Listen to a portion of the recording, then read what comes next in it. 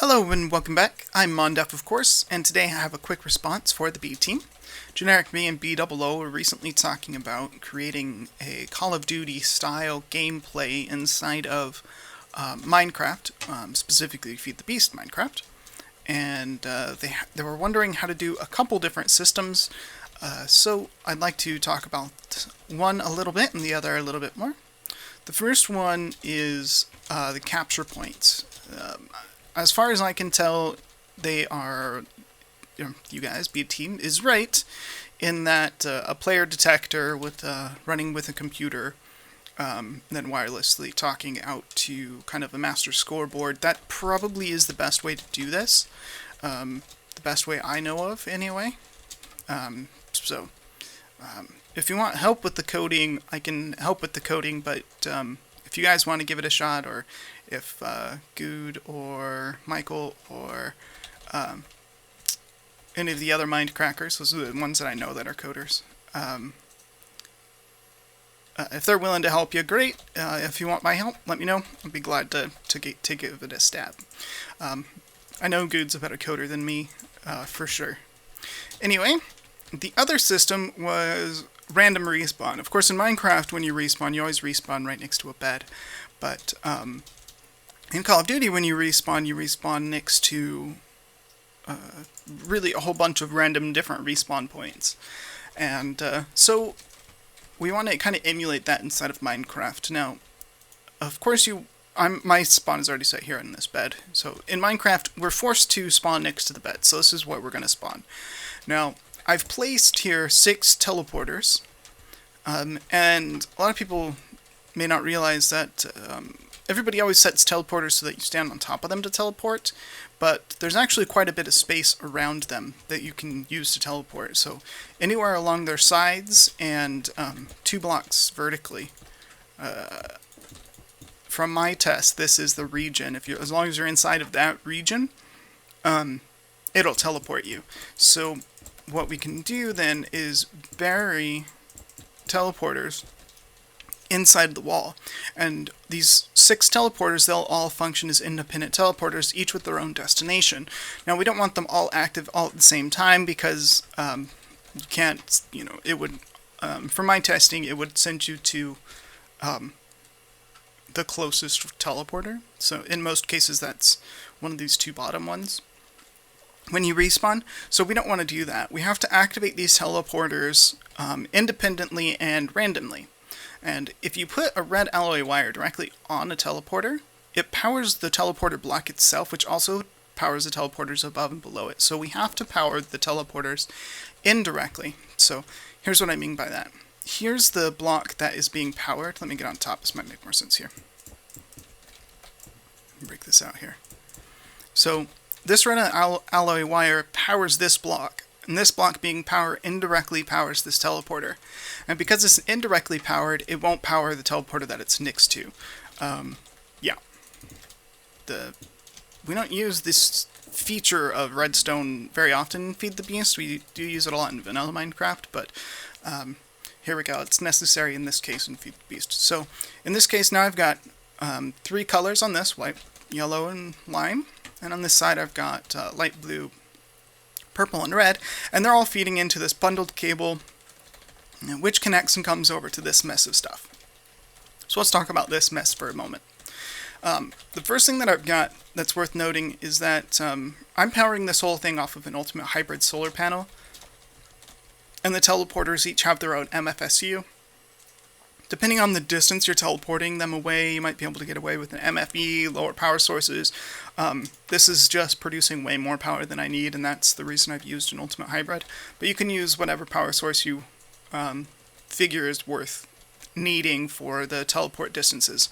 And also to run this device over here. This is a GregTech player detector. I know it's a little bit expensive for what it is. Here's the recipe. A few Artarctic gates, which aren't too bad.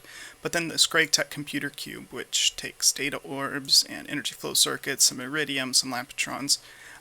It's not impossible to get, but it is a little bit expensive for what it does. What it does do is, within 16 blocks, it recognizes a player.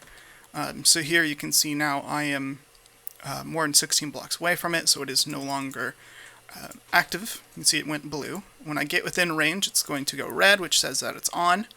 And when it's doing that, it's emitting a redstone signal, which is being picked up by that red alloy wire. You can see the red alloy wire has now turned off, and as I get closer, it will turn on. And so two sides of this is feeding into two sides of an AND gate. That's what this is, not a sequencer. The pick block doesn't work on these red power stuff. This is feeding into an AND gate. And the reason it is because I want one side of this controllable by a lever. In the case of an actual game setup, this might feed to kind of a button start system, because the player needs to be able to get in here and actually sleep in the bed without being teleported out into the game field. So my idea would be they would come in here, they would sleep, they would stand here when everybody's ready, the master on switch would be flipped, or the computer would count down or whatever to start the game, and then they would be teleported into one of the random start locations by starting right there and right next to their bed. And when that happens, this activates, and that creates the AND gate turns on, which powers these two randomizers, which are also from red power. These randomizers feed into each one of them 3 different pulse generators. And the reason we're using pulse generators is because you can see the randomizer sometimes stays on for quite a length of time, and we don't want the teleporters on for that long, because then we'll have like 4 or 5 of them on at a time, which again we talked about earlier. We don't want that, because then you'll most likely get picked with the 2 right next to you and not randomly throughout the 6. So these create pulses. You can see the torch there is what gets passed into the cable. So it just does a quick little pulse, just enough to activate the teleporter. And you can just watch this leading edge of torches. It is pretty random how they blink. And we can see that again over here. Kind of random blinking, just enough to activate the teleporter once so that you can be teleported. So that works pretty well. Now the reason I've used the player detector instead of just the lever is running the randomizers and the pulse generators does create server demand. It creates processing lag. And so if there's no players that need to be teleported by this system, there's no reason to run it. And so outside of this space, you can see right here, I'm barely activating the player detector. I get a little bit further away.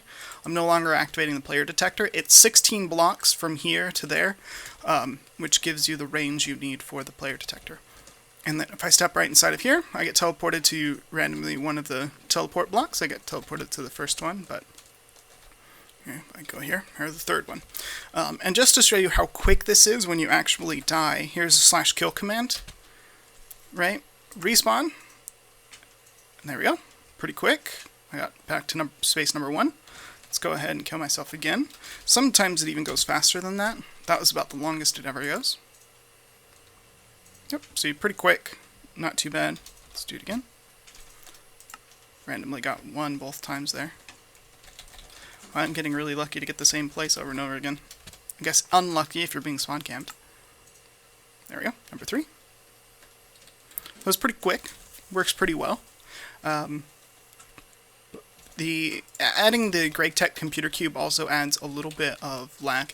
If you wanted to make it so the player had to, say, have a 5 seconds before respawn, like you do in Call of Duty, all you would need to do is add a repeater between the computer cube and the AND gate, and then they would no longer do that. And then when the game's over, you can just activate this through redstone somehow, and then all the players that then die end up, back here by their bed, or, they can walk out of the arena or whatever. So that is my random spawn location system for Feed the Beast. Hope you guys like it. Let me know, either with the comments or with that like button. Either way would make me very happy. Thanks for watching. I'm Mondef. I'll see you guys next time.